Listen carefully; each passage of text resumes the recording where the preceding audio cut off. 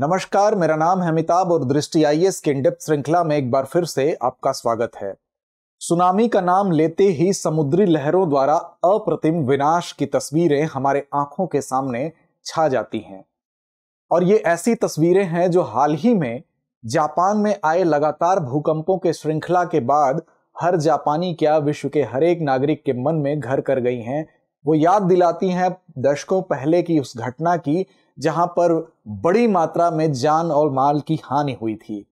तो एक बार फिर से इस चेतावनी को जारी किया गया है लगातार भूकंप आने के बाद जापान में। तो आज के हमारे संदर्भ में हम इसी विषय की चर्चा करेंगे, समझेंगे सुनामी क्या होती है। सबसे पहले देखेंगे आज की खबर को और उस खबर के बाद देखेंगे किन बिंदुओं के अंतर्गत इस पूरे संदर्भ को हम समझेंगे। तो आइए शुरू करते हैं आज की यात्रा। जापान में भूकंप और सुनामी की चेतावनी, इसी संदर्भ के इर्द गिर्द आज की हमारी बात केंद्रित होगी। सबसे पहले खबर की बात करेंगे, फिर ये देखेंगे चर्चा में क्यों है। भौगोलिक स्थिति जानेंगे जापान की कि आखिर वो कौन सी उसकी भौगोलिक स्थिति है जो इस प्रकार की आपदाओं से उसे बार बार घेरती है। क्या है सुनामी, इसको समझेंगे। जापान में सुनामी का खतरा बार बार क्यों होता है, वो कौन सी ऐसी परिस्थितियां हैं जो जापान में ही इस आपदा को लाती हैं, जापान को इस तरह की भयावहता की दहलीज पर खड़ा करती हैं। फिर अंत में हमारी परिपाटी अभ्यास प्रश्न की होती है। उसको देखने के साथ साथ आपको बता दें कि सामान्य अध्ययन प्रश्न पत्र 1 के लिहाज से यह संदर्भ आपके लिए उपयोगी है। बात करें अगर खबर की, तो खबर द इंडियन एक्सप्रेस से है। Japan earthquake triggers tsunami warning, what is the tsunami, why does it keep forming in the island country. तो इस बीच जापान में ये घटना हुई, भूकंप के आने की घटना हुई, जहां वर्ष की नई शुरुआत हो रही थी। पूरा विश्व एक तरह से हर्ष उल्लास में डूबा हुआ था, नया साल मनाया जा रहा था। वहीं जापान की अगर बात करें तो वहां के लोग डरे सहमे अपने जीवन को बचाने के जद्दोजहद से जूझ रहे हैं। 1 जनवरी को सोमवार को उत्तर मध्य क्षेत्र जापान का जो है वो इसका केंद्र था और यहाँ पर इसकी जो भूकंप की तीव्रता मापी गई वो 7.6 थी। इसके केंद्र की अगर बात करें तो इशिकावा नोटो का जो क्षेत्र है जापान का, वो इसका केंद्र था। और यहाँ पर ये भूकंपों की जो श्रृंखला है इसकी शुरुआत शाम 4 बजे के बाद होती है और एक दिन बीतते बीतते भूकंप के 150 से ज्यादा झटके यहाँ महसूस किए जाते हैं। साथ ही अगर बात करें तो यहाँ की आम जनता की जो तस्वीरें हैं वो अखबारों में आपने देखी होंगी। सड़कों में दरारें आ जाती हैं, बिजली व्यवस्था गुल हो जाती है। तकरीबन वहां पे हजारों लोग किसी ऊंचे स्थान पर ले जाए जाते हैं, विस्थापित किए जाते हैं अपने जान की रक्षा के लिए, क्योंकि वहां पर चेतावनी जारी की गई है कि सुनामी जैसी बड़ी घटना हो सकती है अगले 2 दिनों के अंदर। साथ ही आप देखें तो 51,000 से ज्यादा लोग वहां पर विस्थापित कर दिए गए हैं। तो ये कुछ इसके कुप्रभाव हैं। वहां के जनजीवन में जो उथल पुथल है उसका अंदाजा आप लगा सकते हैं। बात करें अगर भौगोलिक स्थिति की, तो सबसे पहले आप देखें जापान को। अगर इस जापान के मैप पर हम नजर डालें तो बेसिकली ये 4 मुख्य द्वीपों से बना हुआ है, जिसमें सबसे ऊपर की बात करें तो ये होकाइडो द्वीप है। ये आप देख रहे हैं, ये इसका होन्शु द्वीप है जो सबसे बड़ा है। यहाँ पर आप देख रहे हैं शिकोकू है और यहाँ पर देख रहे हैं क्यूशु है। तो ये 4 मुख्य द्वीप है और इन 4 मुख्य द्वीपों में जो होन्शु है, बीच वाला द्वीप, यहाँ पर जो ये बीच का लाल रंग से आपको जो हिस्सा दिखाया गया है, इस हिस्से को देखें, यही इशिकावा है, यही नोटो की अवस्थिति है और यही इस भूकंप का केंद्र था, जहां पर भूकंप की शुरुआत 1 जनवरी को शाम 7 बजे होती है और यहां से चेतावनी जारी की जाती है सुनामी की। और ये कहा जाता है कि यहां सुनामी की जो लहरें आ सकती हैं उसकी ऊंचाई 5 मीटर तक हो सकती है। अब आइए देखते हैं, समझते हैं कि क्या है सुनामी जिसकी वजह से इतना भय व्याप्त है, इतने बड़े मात्रा में लोगों को विस्थापित किया गया है। सुनामी शब्द की अगर बात करें तो जैसा कि नाम से स्पष्ट है, ये जापानी शब्द है और बेसिकली सुनामी हम हिंदी में कहते हैं, लेकिन ये होता आधा त और सु होता है शब्द और ये इसका मतलब होता है जापानी में बंदरगाह, पोर्ट, और नामी का मतलब होता है विनाशकारी लहरें। तो सुनामी मतलब ये ऐसी विनाशकारी लहरें हैं जो बंदरगाहों को, अर्थात जो किनारे के हिस्से हैं उनको बुरी तरह से ध्वस्त करने में सक्षम होती हैं। बेसिकली सुनामी होता क्या है, तो जो समुद्री नितल है, निचला हिस्सा है समुद्र का, उसका जो तल है, वहां पर विवर्तनिक हलचलें जब होती हैं तो उस विवर्तनिक हलचल के कारण आने वाला जो तीव्र भूकंप होता है उसी का परिणाम होती है ये सुनामी। उसी भूकंप के परिणाम स्वरूप ये बड़ी लहरों में तब्दील हो जाती हैं और किनारे के बंदरगाहों पर अपनी विनाश लीला रचती हैं। आप देखें इसकी गति की अगर बात करें तो इसका जो उत्पत्ति स्थान होता है, जहां से ये शुरुआत इसकी होगी, वहां पर इसकी गति बहुत तेज होती है। जेट विमान की गति के समतुल्य इसकी गति होती है। 650 किलोमीटर प्रति आवर के आसपास होती है इसकी गति।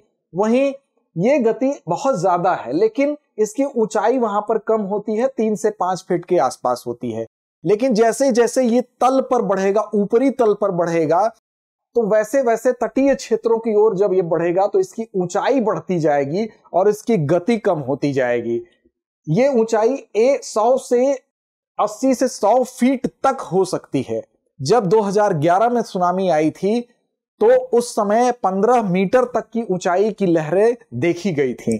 तो आप अंदाजा लगा सकते हैं कि इसकी विनाश लीला इसके लहरों के हिसाब से कैसी हो सकती है।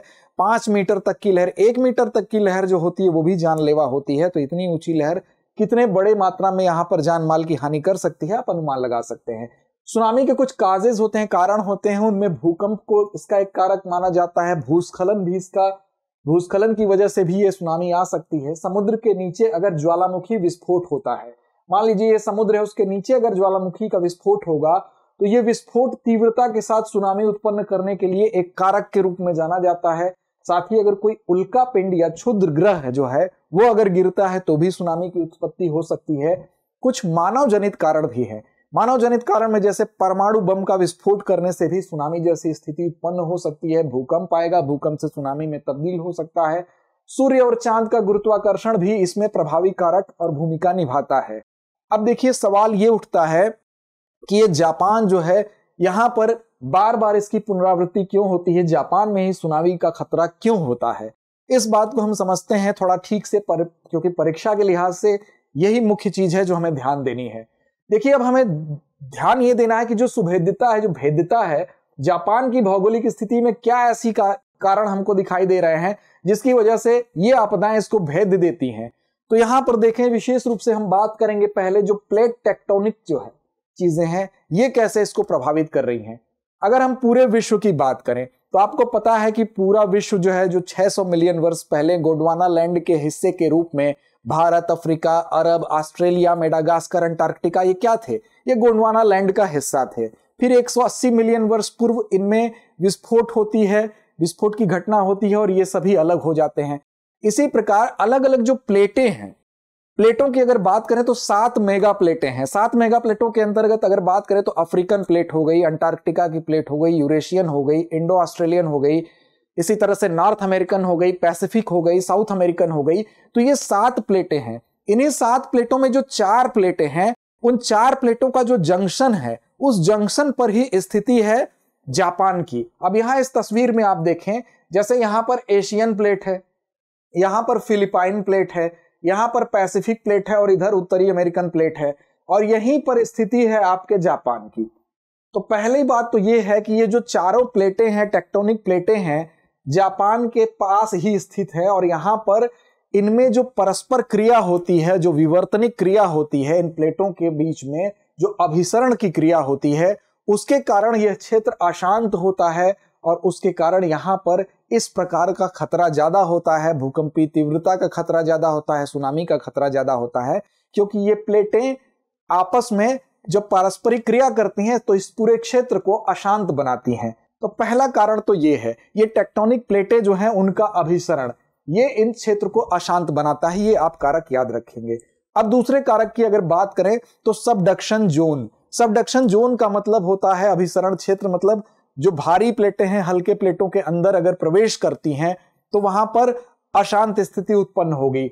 जैसे टेक्टोनिक प्लेट्स जब शिफ्ट होती हैं, एक प्लेट दूसरे के नीचे ढकेल दी जाती है, तो ऐसी घटना क्या होगी, सबडक्शन की घटना होगी। और यहां पर देखें, अगर इस पूरे फिगर को आप देखें तो यहां पर यूरेशियन और अमेरिकी प्लेटों के नीचे, मतलब अमेरिकी प्लेट और यूरेशियन प्लेट के नीचे कौन दो प्लेटें सबडक्ट कर रही हैं, तो यहां पर आप देखेंगे कि प्रशांत और फिलिपियन सागर की जो प्लेटें हैं, अर्थात पैसिफिक और फिलिपियन प्लेट जो हैं, ये दोनों प्लेटें यूरेशियन और उत्तरी अमेरिकी प्लेटों के नीचे सबडक्ट कर रही हैं। ऐसी कंडीशन में जब एक प्लेट दूसरे के नीचे सबडक्ट करती है, अभिसरित होती है, तो इसमें शक्तिशाली भूकंप आने की संभावना रहती है, ज्वालामुखी विस्फोट आने की संभावना रहती है। तो ये 4 प्लेटें जहां इसको अशांत बना रही थी, वहीं सबडक्शन जोन होने के कारण यह क्षेत्र और अशांत बनता है और ये जापान की स्थिति जो आप देख रहे हैं ये इन पूरी घटनाक्रम वाली जो फील्ड है उस फील्ड के बीच में ही है। अगले अगर बिंदु पर चलें हम तो आप देखें जो पैसिफिक रिंग ऑफ फायर, ये शब्द आपने बहुत बार सुना होगा। जब भी आप ज्वालामुखी पढ़ते हैं, भूकंप पढ़ते हैं, तो पैसिफिक रिंग ऑफ फायर की चर्चा जरूर होती है।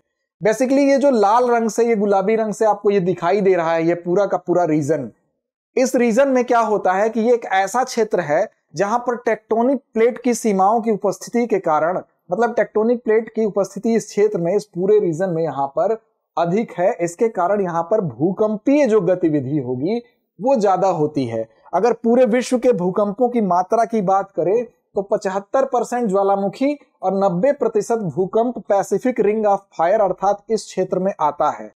अब इस क्षेत्र में कौन कौन से जगह हैं, तो Bolivia, Chile, Ecuador, Peru, Costa Rica, Guatemala, Mexico, संयुक्त राज्य अमेरिका, कनाडा, रूस, Japan, Philippines, Australia, Papua New Guinea, Indonesia, New Zealand और अंटार्कटिका, ये सब जो है जो मुख्य स्थान हैं जो इस पैसिफिक रिंग ऑफ फायर के इर्द गिर्द स्थित हैं। लेकिन मुख्य बात जापान की है। अगर जापान की स्थिति आप देखेंगे, ये सब तो इसके आसपास आपको दिखाई दे रहे हैं, लेकिन अगर जापान को आप देखेंगे तो ये रहा जापान, और जापान को आप ध्यान से देखिए, ये रिंग ऑफ फायर के ऊपर ही स्थित है। ऐसी स्थिति में जब हम भट्ठी के ऊपर बैठे हैं तो जलना स्वाभाविक है। तो कुल मिला के जो जापान की भौगोलिक स्थिति है उसको अगर हम फिर से देखें तो ये जो टेक्टोनिक प्लेटें हैं, इनका अभिसरण क्षेत्र होने के कारण, सबडक्टिंग जोन होने के कारण, या पैसिफिक रिंग ऑफ फायर के बीच इसकी स्थिति होने के कारण एक ऐसे अशांत क्षेत्र में इसकी भौगोलिक स्थिति है जिसकी वजह से इसको बार बार इन आपदाओं का सामना करना पड़ता है, और ऐसी दशा में वहां के लोगों को बार बार ये संकट झेलना पड़ता है, ये आपदाएं झेलनी पड़ती है। ऐसे में लगातार भूकंपों के बाद एक बार फिर से उनके सामने ये स्थिति बनी है, उनके ऊपर एक बड़ा खतरा है जिसकी चेतावनी जारी की गई। इससे पहले अगर बात करें 2011 में एक बड़ा भूकंप वहां देखा गया जिसमें the great east Japan earthquake के नाम से उसको जाना जाता है। उसकी तीव्रता की बात करें तो वो सबसे विनाशकारी अब तक रहा है, उसकी तीव्रता 9 थी। जापान एक ऐसा देश, अगर बात करें हम तो 0.25% ही पूरे विश्व के लैंड का यहां पर लैंड है, 0.25%। लेकिन अगर यहां पर आने वाली जो भूकंप की मात्रा को अगर आप देखेंगे तो 18.7% भूकंप इस जापान में आता है। आप अंदाजा लगा सकते हैं कि इतने कम क्षेत्र को धारण करने वाला एक देश सबसे ज्यादा आपदाओं को झेल रहा है। इस जब भूकंप की स्थिति हुई थी तो इसमें यहाँ का एक न्यूक्लियर प्लांट जिसको फुकुशिमा डाइची के नाम से जाना जाता है बुरी तरह प्रभावित हुआ था, और ऐसा माना जाता है कि जब 1986 में रशिया में, सोवियत संघ में जो घटना हुई थी चेरनोबिल की, उससे भी विनाशकारी घटना हुई थी। यहाँ पर इमरजेंसी 7th श्रेणी का जो है इमरजेंसी लगाया गया था। इस विनाशकारी घटना का बहुत बुरा परिणाम देखने को यहाँ मिला, और ऐसा माना जाता है कि इसकी वजह से जो उत्तरी अमेरिका की ओर जो जापान की पूरी भौगोलिक संरचना है वो 2.4 मीटर खिसक गई थी। तो ये इसका एक परिणाम बताया वैज्ञानिकों ने। साथ ही इसके प्रभाव में के रूप में अगर देखें तो अंटार्कटिका तक इसका प्रभाव देखा गया। अंटार्कटिका में जो विलियम्स आइस स्ट्रीम है उसके प्रवाह में वृद्धि देखी गई। साथ ही अगर देखें तो पृथ्वी की जो धुरी है उसमें आंशिक झुकाव की बात की जाती है। साथ ही पूरा जो दिन है वो दिन ऐसा कहा जाता है कि 2 माइक्रोसेकंड तक छोटा हो गया। तो ये एक घटना का इतना बड़ा परिणाम है। अगर ऐसी और बड़ी घटनाएं होंगी तो आप सोच सकते हैं कि इसके कितने विनाशकारी परिणाम हो सकते हैं। तो ये कुछ तथ्य थे। इन तथ्यों के साथ साथ आपको हम बताते चलें कि इन सारी घटनाओं के बीच में भी जापान एक ऐसा देश है जो लगातार युद्धों को, लगातार राष्ट्रीय आपदाओं को झेलने के बाद फिर से उठ के खड़ा होने की क्षमता रखता है, और उसने कई बार इस बात को सिद्ध किया है। अब इन्हीं सब आपदाओं को देखते हुए जापान के सेंडाई शहर में एक जब संयुक्त राष्ट्र विश्व सम्मेलन जब अपना चल रहा था तो उसमें एक फ्रेमवर्क को अपनाया गया। इस फ्रेमवर्क की भी यहां प्रासंगिकता है, बताना आवश्यक है, क्योंकि इस फ्रेमवर्क के तहत एक प्रगतिशील ढांचा प्रस्तुत किया गया, और इसका उद्देश्य था कि 2030 तक इस फ्रेमवर्क को 2030 तक क्या करना था, जितनी भी आपदाएं हैं उन आपदाओं के कारण जो महत्वपूर्ण बुनियादी ढांचाओं में नुकसान होता है उससे होने वाले नुकसान और उससे प्रभावित लोगों की संख्या को कैसे कम किया जाए, इसको लेकर एक फ्रेमवर्क बनाया गया। 2030 तक इसकी समयावधि को तय किया गया और इसी फ्रेमवर्क के तहत भारत भी इससे प्रभावित होते हुए 2016 में भारत ने NDMP लॉन्च किया, अर्थात नेशनल डिजास्टर मैनेजमेंट प्लान अपना लॉन्च किया। और NDMP भारत ने जो लॉन्च किया तो आपदा की रोकथाम, शमन, प्रतिक्रिया और पुनर्प्राप्ति कैसे की जाए, इस पर यह केंद्रित है। तो कुल मिला के आज का यही संदर्भ था। उम्मीद है आप इसको समझे होंगे। अंत में आते हैं आज के अभ्यास प्रश्न पर। इसके लिए थोड़ी दिमागी कसरत आपको भी करनी होगी हमारा साथ देने के लिए। तो आज का प्रश्न है आपके लिए कि विश्व सुनामी जागरूकता दिवस कब मनाया जाता है। आपके ऑप्शन है 5 अक्टूबर, 5 नवंबर, 5 दिसंबर या इनमें से कोई नहीं। उम्मीद है संदर्भ समझ में आया होगा। तो लड़ते रहें, अपने लक्ष्य की ओर बढ़ते रहें। धन्यवाद।